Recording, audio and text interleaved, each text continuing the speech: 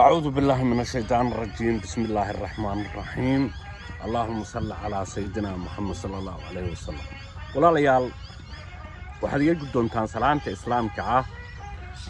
islaamka xaqa kadib walaalayaal mahadoo dhan Allaaheen weyne subxaanahu wa ta'aala kurahay ayaa iska leh codkay markaa waxaan ku bilaabayaa Allaaheen subxaanahu wa ta'aala kurahay waxaan ka baryayaa inuu i waafajiyo xaqa inuu ina waafajiyo xaqa tan kale Allaaheen weyne subxaanahu wa ta'aala waxaan inooga baryayaa inuu culayska iyo dhibaatooyinka madhamaatada ah ee ummadda islaamka ah haysta culaysyada haysta aynu ku soo koobayno madhamaatada Allaaheen weyne subxaanahu wa ta'aala ka dulqaado gaar ahaan ummadda Soomaaliyeed gaar ahaan ummadda Soomaalida ogaadayga Soomaali galbeed ducadayda kadib walaalayaal codkaygan maanta waxaan isku dayay bal inaan arrimo fara badan oo kala duwan oo qaar u soo qaadanahay dhacdooyin hadda taagan qaar laga yaabo inaan xuso wax la soo dhaafay qaar aan u arko wuxuu xalku yahay iyo inaan soo gudbiyo aragtiyo aan isleeyahay waa saliim oo ummadda Soomaali galbeed maanta way u baahan tahay oo u taagan waxyaabaha hadda socda ee taagan waa maxaa cusub walaalayaal waxaan rabaa codkayga ugu horeeya qaybtiisa koobaad bal inaan in yar ku sharaxo gumaysiga madowga Itoobiya dhagarihiisa waxa haba yaraatay aqoon aad u leedahay ma jiraa marka dhagaraha ayaa waxaan rabaa si kooban inaan idinku ifiyo walaalayaal anigan waxaan u soo taagnaa tan marka waxay noqonaysaa dhacdooyinkii aan xusahay mid ka mid ah walaalayaal waxaan u soo taagnaa sagaashameeyadii markii aad xusuusataan ummaddii Soomaaliyeed ee burburtay oo aan taana dhihi kara marka burburkeedu waxay interfere siyaasadeed oo la rabay in Soomaaliya dhulka la dhaco oo la tirtiro processkina processka waaga soo bilowday ilaa ay eega marka uu socdaa wala inta aadaan ka gudbo xilliga waxaa jiray laba jabhadood oo la yiraahdo TPLF iyo EPRDF TPLF oo EPRDF noqon doonto يعني TPLF oo Tigray u taagan iyo ELF oo Eritrea u taagan ayaa xilligaas awoodda siyaasadda ku guuleysay in Itoobiya gacanta ku dhigaan sida awgeed fursadaas waxa ka faa'iideystay Eritrea oo saa ku go'day sagaashameeyadii maxaa soo haray TPLF xilliga imaneysay markii walaalayaal waddanka Soomaali galbeed Soomaaliya markii soo galeysay iyaga oo rafaadsan oo silicsan ayaa waxay imanayeen oo madaxa ku wata macawuus dabajaab qaba kaba caag oo dulduleela qaba macnaheedu maxaan leeyahay kaba caag oo dulduleela qaba ayayna soo galeen markii imanayeen marka siyaasadii inagu wajahneed waxa hogaaminaysay gabadh la yiraahdo Jamiila waan xusay xilliga marka waxay ahayd tii hogaaminaysa arrimaha siyaasadda ee inaka inagu wajahna meesha waxaan leeyahay marka waa nooca yasidda ah ee gumaysiga madowga Itoobiya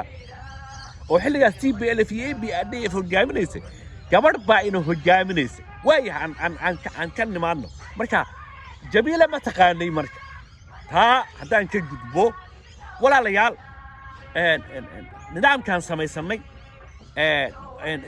nidaamkii aanu yabyabannay waxaynu samaysanay markii ay ku baraarugeen oo waliba beesha caalamka aan isleeyahay aragtida ayay ka timid burburkii dhacay ummaddii halgankii dowladdoodii waa la burburiyey waa lagu soo duulay dagaal baa bilowday xilligii dagaalku bilowday shacab weynihii iyo taageerayaashii halgankii waxay u qaxeen dalalka dariska ah Kenya aadeen Kenya meel waxaa ka socday barnaamij قحوتي أو international United Nations كقرن UN تو حفيز هذا هو وحكوا له مرايكن حفيز كلامنا وحكوا له كينيا جريجر اللي ده ماشي أيضا أمريكا بروسيس كي بولد كالريفوجي اللي باللابي وحأيضا أنا حاجة يسجبت واللي ده هذا دنيا وحي مت حلقة أركتدي سنة اللي بعد كون يسدي طبعا لا يلدوفي أرك هجانكي جبهته حلقة عسي وخاص دعي برنامج كي وده هذا الكي أنا حلاش أهين أي الذي بعتني كذا لا توحين نقطتين إن الناقل اللي هذا برتقال يدنا أي هذيسة مركب وعندي ترى مركب سياسة ده وما دينه وحيكون شانجو أنت هاي أول هوس جيا ولي ضمر بيننا كجب ماشي عمرك وحرم إنا كبر أروكتان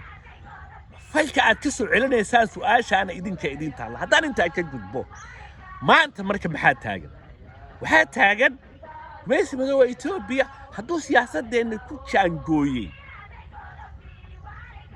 دمر إننا كجد بكرين وصدق هذا جبض سياسة إثيوبيا هاي سنة عن حصي صدق حلو كل الدول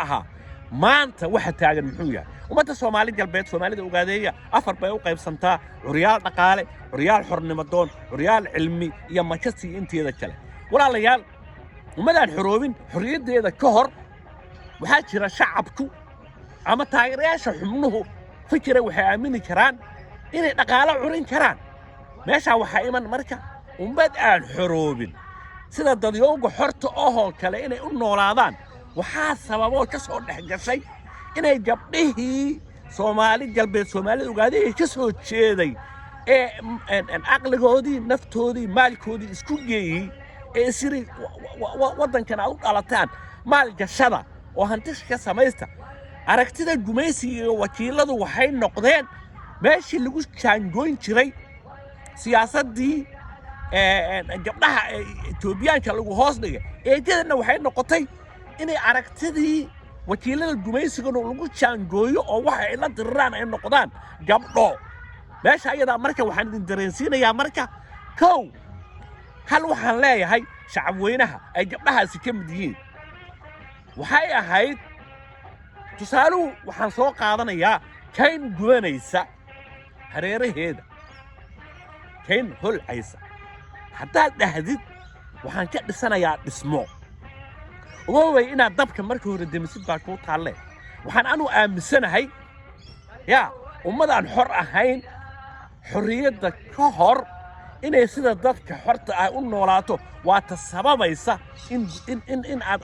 adiga xorriyaddii koor intaad aragti iyo dhaqaale iyo maskaxdaada aad miishay aad samaysantay warkaas marka dhibaatadii xorriyadda ka hor gumaysigu uu kuula yimid sidaa waxay ahayd marka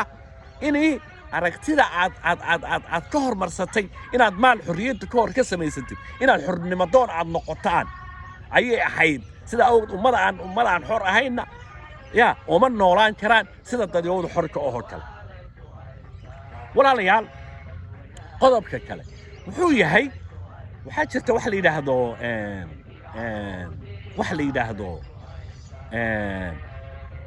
saddex shay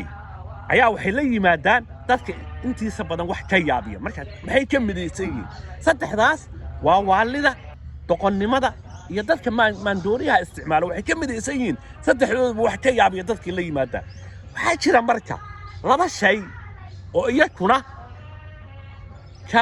kala duwan oo aad u kala fog tusaale ahaan dadka caasi waalidiinka yaa iyo geesinimada waxaa jirta marka hadda ka hor ayaa waxaan soo weydiiyey su'aala deeqsigaan ka hadlayaa deeqsigu dhaliisha uu leeyahay waa maxay deeqsigu dhaliishiisu waa gacantiisa oo marata sababtoo naftiisa maalkiisa iyo waqtigiisa ayaa sidii loogu talagalay u urahaya waayo maxay yimid marka haddana geesiga iyo caasi waalidiinka waa labo aad u kala fog aragtida ay la yimaadaan marka geesigu wuxuu la imanayaa dadka wax ka yaabiya ayuu la imanayaa oo maxay tahay wuxuu hurayaa waqtigiisii buu dadkiisa u hurayaa wuxuu hurayaa maalkiisa wuxuu hurayaa dhiiggiisa iyo naftiisa waxaa yimid marka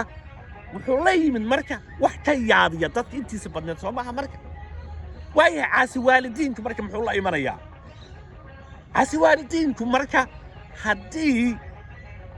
ilma caasi waalidiinihi uu waddan xora ka dhasho iyo ilma caasi waalidiinihi hadduuna waddan aan xor ahayn ka dhasho labadooda waa sii kala khatarsan yihiin ka ummad la gumaysta ka dhasha kaba soo qaad wiilka ka dhasha soomaalida ogaadeen iyo soomaali galbeed ee la gumaysto haddii uu caasi waalidiin noqdo wuxuu la imanayaa wax ka khatarsan ka xorta ah ummadaha xorta ah tusaale maxaan u soo qaadanayaa marka koobaad waxaa jirta wiil dhallinyaro ah oo aragti ka qaxay arriga soomaali galbeed soomaalida ogaadeen muxuu uga qaxay meeshii madooba Itoobiya ayaa sabab u ahaa wuxuu raadiyay nolol ummadaan xor ahayn xorriyadda ka hor aragtida saliimka ee gobonnimo doon si loo qaato way adag tahay ummadii waxay ku dhex jirtaa wax la yiraahdo haydha jecli beerka jecli ya sidan ba macni tana banaan tani ma banaana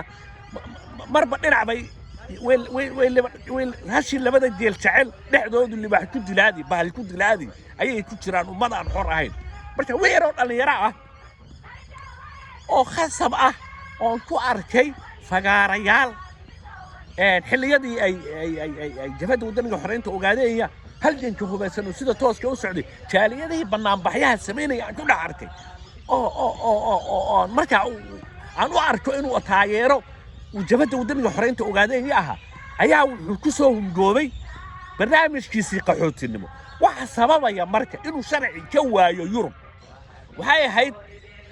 ku halganka tubta saxda ah mar uusan helin baan dhihi karaa ninka dhalinyarada in lagu baraarujiyo tubti saxda ah sababtu waxay tahay haddaad gobonnimo doon tahay oo waddankaaga ka baxday waddanka soo tagtid inaad si sharci ku tagtid baa la doonayaa haddaad ka baxdid gudaha Soomaali galbeed Soomaalida ogaadaya oo aad gumaysiga ka qaxdid iyo ma gumaysiga ka qaxdid waxa laga doonayaa inaad si xalaal ah oo tub sax ah ku baxdo kaba soo qaad waddanka Kenya xubnihii jabhadda waddanka xoreynta ogaadeen gumaysiga ka qaxay xaasaskoodii iyo carruurtoodii iyo naftooduuriyaasheedii si sharci ah bay waddanka Kenya ay nabadgelyo siyaasadeed u weydiisay asylum seeker waxa la yiraahdaa jira political refugee noqdeen had kasta waxaa yaala hay'adaha ka shaqeeya Amnesty International Human Rights Watch ICRC iyo boardingii ummadda ay migrationka ka bacdina wuxuu isku diiwaangelinayaa xubankaasi inuu jabhad yahay wuxuu yahay nin riyaalista ah tubtaa saxda ah marka wiilka dhalinyarada hadduu maro beesha caalamka iyo adduunyadu 86 waddan ayaa jabhadda waddanka xoreynta ogaadeenaya aqoonsatay aqoonsiga wuxuu soo bilowday sanadii 2001 adeegana waxaa loo dhammaystiray sanadii 2003 waxaa dhici kara marka wiil dhalinyaro ah oo xilligaa markii u hanweynaa ayaa wuxuu la yimid markii waayay sharciyadii caalamiga ahaa ee dibadda ku tagay sababta waxaa laga yaabaa inuu tubti saxda ahayd uusan marin maxaa ka dhashay marka maadaama uu maskax iyo caqli iyo dareen lahaa waxaa yimid marka cudurrada ka dhasha ummad la gumaysta mid ka mid ah laga yaabaa inay saameyn ku yeelatay wuxuu jeclaystay marka soo noqodkii uu soo noqday meesha uu ka niyad shabi lahaa inuu activist noqdo arrigii Soomaali galbeed Soomaalida oo wali gumaysiga ku jiro yimid wuxuu la yimid marka aragti iyo fikir han hoose ah sababta wiilka adduunyada da'daasi maanta jaamacada inuu ka baxay ahayd ya gumaysigu wuxuu sababay marka wiilkii dhalinyarada ahaa curuntii iyo fikirkii ku jiray markuu waayay wuxuu jeclaystay inuu durba guula gaaro wuxuu bilaabay marka waxyaabo uu waalidkii dhalay ay ka xumaadeen ya curin ah uu la yimid aragtidaa uu la yimid ee cusub waxay waalidkii ku samaysay way kii cadhaysiisay tii muusan joojinine yaa inta badan baarlamaanka shayaadiin isugu waxay la yimaadaan waxay taageeraan waxyaabo aan qiimo lahayn sababtoo dadka intiisa badani waxa u fiican kuma dhaqaaqaan waxa dantooda aan ahayn bay ku dhaqaaqaan wixii dhalinyarada wuxuu la yimid marka aragti ah yaa inuu ganacsi cusub la furo oo tii hore waalidkii kaga cadhaysiiyey maantana uu meel cusub oo ganacsi ah u furto meeshaan waxaan ka wadaa marka walaalayaal arrintaas waxay tahay jabadda waddanka xoreynta ogaadeeya markii halkii ku jirto cidda ay ugu necab tahay waa jaajuusiinta